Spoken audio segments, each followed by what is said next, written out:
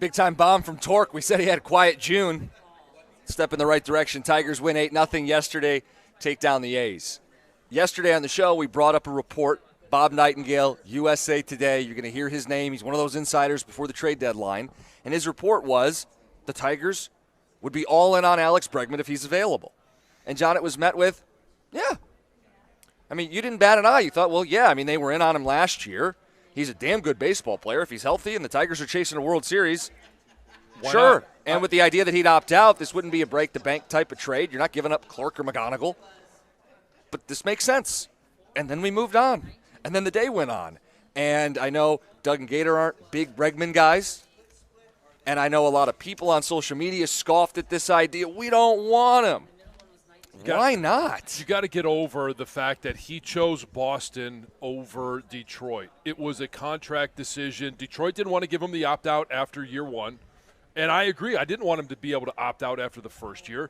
And so he decides to take the one, and we mentioned at the time, all right, you didn't get him this year. You could be in the market for him next year. And people were nauseated. I don't want to do this again. He dragged us and took the process to the final day, and we got nothing. Okay, so take the name out of it, and you look at the stats, you look at the numbers. He was having a terrific year. Now, he hasn't played since May 23rd. Which is key. He's got to get healthy. Yeah, and I believe it's a quad issue. So if he's healthy, then you're looking at a guy in 51 games that had 11 home runs. He had 35 RBIs. He has an OPS of 938. It's incredible. Right. I mean, and he plays elite defense. Right. That's the thing. So if just because you got your feelings hurt that he chose to go to Boston versus Detroit, he chose them and their manager and their team over A.J. Hinch, and we thought A.J. had an in because they were together in Houston, and like, get over the hurt feelings. This is a player that you could get for 3 months. Most likely, no matter where he is, if he keeps playing the way he is, he's going to opt out if he's in Boston, if he's in Detroit, if he's at any other major league team, if he gets traded. And wouldn't you rather have him on your team versus somebody that you may have to face in the postseason? Guys, he's making so much sense. Too much sense, it may be dangerous. Please, I have yet to hear a valid reason for why they shouldn't be in on Alex Bregman at the trade deadline. I would challenge our listeners to come up with here's the key word, John, valid reason, not my feelings were hurt. Yeah. Guys, it's a business. Stop being pouty losers. We want to win. Go out and add winners to this ball club. I love Zach McKinstry. He's a Chippewa. Bregman has a higher WAR this year and hasn't played in over a month. Bregman is an upgrade at third base. McKinstry's a utility guy you can play everywhere. This doesn't mean you can't do what you want to do. But when you get to the playoffs, we can't have empty at-bats. We can't have heavy strikeout numbers. You need a proven postseason player to help win a World Series. Well, our offense is good. Can it be better? Why is that a bad idea to get better? Well, he's only a rental. Okay, we're not adding any rentals at the trade deadline? Is that their philosophy? We only add guys on long-term? Well, that's not what contenders do. Contenders often will add a key player or two on a rental. Well, what's the valid reason not to do this? The beautiful part about adding rentals is you don't have to give up as much to get them. They're only going to be here for 3 months. So if you get a player like Alex Bregman and he comes in here, you use him for 3 months, he helps you win a World Series, and then decides that he's going to opt out, he can get more money somewhere else. Thank you very much. See you later. We'll go in a different direction at that time. There's so many ways it plays out. One scenario is that, yes, he has a hell of a year. He's incentivized to produce. He gets paid a bag by someone not named the Tigers, and he helps propel us to whatever heights we reach, ideally a World Series. The other scenario is he comes here, performs well, falls in love with this city when we're winning and what we do to support our baseball teams. We have that money still sitting there that we were willing to pay him a year ago, and we up our offer a little, and he gives a little, and he signs a long-term deal, and he's a third baseman for a long time here. Or that's he also just a scenario. in on the current deal. Well, he could do that, and I know people would bristle because it's a lot of money, but it's short term. And that was the other thing people thought is, boy, I don't like giving baseball players 8 and 10-year deals. Well, congrats. The Bregman deal is not. It's very much year to year, and it can't be any more than 4 years. What? People, please explain why you're against this. 248-539-9797. I don't understand. I don't either, and because it's not like you look at him and you say, well, he's a bad teammate. It's not like Devers, where there was drama outside of, well, I don't want to play that position, or no, you told me I was going to play this one, I'm not doing that, and we're paying you a lot of money, so if you don't want to do it, we're going to trade you. This is a player that you wanted in the offseason. You were 30 minutes away. Basically, yeah. A half an hour away from signing him, and he would have been here, except the Boston Red Sox decided to put that opt-out after the first year, which we were fine with not doing. We didn't want him for just 1 year. We wanted him for at least 2, and okay, fine.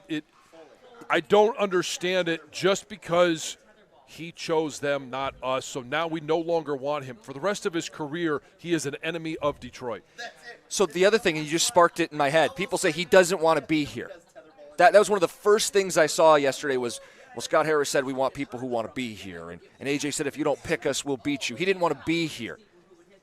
We had Evan Petzold on in the Free Press, and he was all over the Bregman story in the offseason. And I think one key detail people forgot, or maybe, look, they didn't listen to it. They didn't catch it the first time.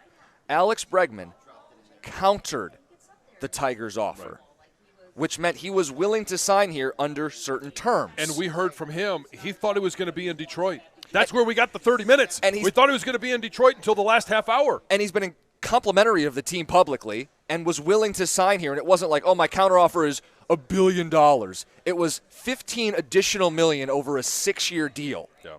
And it had a 1-year opt-out. And Harris had his reasons, and he chose not to. But I would think he isn't as stubborn as the fan base is. I would think he would look at this and go, well, we're further ahead. We're the best team in baseball. We're closer to a World Series. We're willing to compromise a little more. And so here's the update on the injury. It is a quadriceps injury. Alex Cora, the Red Sox, put him on the 10-day IL a couple of days ago because they feel like, oh, he's not going to be back until after the All-Star break. Okay, so be it. And then it's just going to be a matter of their evaluation. Does he get any at-bats before he comes back? Do they think that he is going to be 100%? We don't want, obviously, somebody that's going to come and not be able to play the rest of the year. No, that may be the valid reason, is if, first of all, we're still a month away from the trade deadline. If we are a month from now and he's nowhere near a baseball field, okay. But if he's rehabbed, if he's back, All-Star break is behind us, he's got a stick in his hand, Boston's willing to sell. Again, that's the other part of this. But for us to not be willing, for our fan base to get so in our feelings, to be such stubborn people, to be such pouty people, that's what it is. Pouting is what it is. People don't like when you say that about them, but they're pouting. 248-539-9797. The other part of this, and it was in Bob Nightingale's rationale, his reporting, the Scooble clock. You are in very much a win-now spot. With the unknown, he's only under team control for this and next season. It does up the ante. Well, yeah, and so the All-Star break is going to be mid-July. He's not going to be back until after the All-Star break, so you're not going to have a huge window to look at and see is he back. If Boston is not in it at that point, they're going to want him to be playing so that they can actually sell him if that's the route that they want to take. Yeah. If they're not going to be in it, at the end, they're not in a wild card spot, and Bregman's going to opt out after the season. It's baseball contract and 101. Yeah. Then you sell him to get some assets. Some ticket text. Again, we're looking for valid reasons why you don't want Alex Bregman, because there was a lot of pushback yesterday with Bob Nightingale's report that the Tigers would be all in to add Bregman. Ticket texters. This is the Tigers' window. 1.5 years. If they don't win a World Series, it would be horrible, especially with Scooble leaving. So I think that person's for making a move. Yeah, well, they also have the assumption that Scooble's not going to be here. Right. I think you're just operating in the unknown more than I would definitively say it. Jim, in other scenarios, he comes here and gets hurt. You give up a few prospects, and, now you got bleep in your hand.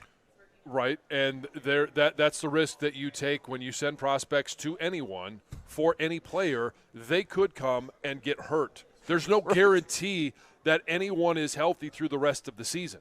We trade for Aroldis Chapman. Yep. He gets injured in September. Tommy John. Damn. Shouldn't have done the trade. I don't really want to put that out in the atmosphere, but that is – it's a risk for anybody. Yeah. Texter says nothing like a little extra smarm to get the day started. Unbelievable. All right. When was he going to come over here? When he was going to come here as a free agent, people were saying he was too expensive. Now he's more expensive because you have to give up prospects. I don't want him. He's hurt. Whatever team adds him will have to cough up picks instead of making the right original decision. But do you want to be someone who gets a second chance in Scott Harris to make it right? Or do you want to say, well, I screwed up once and I'm damned forever? But, okay, so he's more expensive in regards to, yes, you'd have to give up prospects. He is going to be a rental, so you're not going to have to give up maybe you give up a top 100 prospect, but it's the last one on the list, or maybe you don't even have to do that. Yeah, maybe it's two high-level, younger guys that Right. aren't in the top 100. The reality here, guys, too, is they're not all going to work. Scott Harris has rebuilt the farm system, but they're not all going to turn into all-stars. Some are going to be contributors. Some are never going to hit above Erie. So you really have to make a decision. Do you want to go for a World Series or not? Because, John, you brought it up originally. Someone else is going to make a move. Yeah. And you got to be there competing. You want to compete. That's what this is all about. And in terms of money, just the financial commitment, it's a 3-month commitment. Because of the season he's having, he's more than likely, no matter where he is, going to opt out. Guys, let us know. 248-539-9797. Why wouldn't you want Bregman? It's 97.1.